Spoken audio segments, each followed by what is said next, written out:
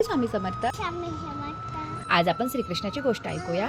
गावकरी आहेत ना, ते दरवर्षीप्रमाणे इंद्रदेवाची काय करायचे? पूजा करायचे. आणि मग एक दिवस श्रीकृष्ण त्यांना म्हणतात, तुम्ही इंद्रदेवांची पूजा का करता? आपल्या जवळ जो गोवर्धन पर्वत आहे ना, तो आपल्याला काय देतो? अजून अजून गायांना चारा देतो. मग आपण गोवर्धनाचीच पूजा करूया.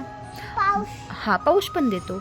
मग सगळ्या लोकांना श्रीकृष्णाचं म्हणणं पटतं आणि ते गोवर्धनाची पूजा करतात. हे पाहून मग इंद्रदेवांना काय येतो? इंद्रदेवांना खूप राग येतो आणि मग ते काय करतात ग? पाऊस पाडतात. धो धो धो धो पाऊस पडतो आणि मग सगळ्या वृंदावनामध्ये पाणी पाणी होतं. सगळी लोक घाबरतात. ते सगळे श्रीकृष्णाकडे जातात आणि श्रीकृष्णाला म्हणतात, आता तुम्ही आमचं रक्षण करा. कृष्ण भगवान काय करतात? त्या गोवर्धन पर्वत कसं उचलतात?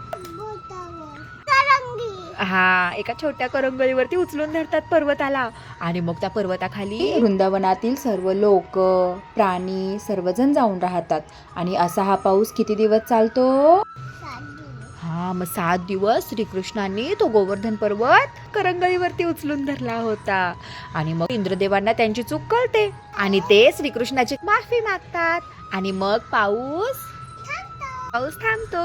आणि श्रीकृष्णांनी गोवर्धन पर्वत उचलला होता ना, त्यामुळे श्रीकृष्णांचं काय नाव पडतं?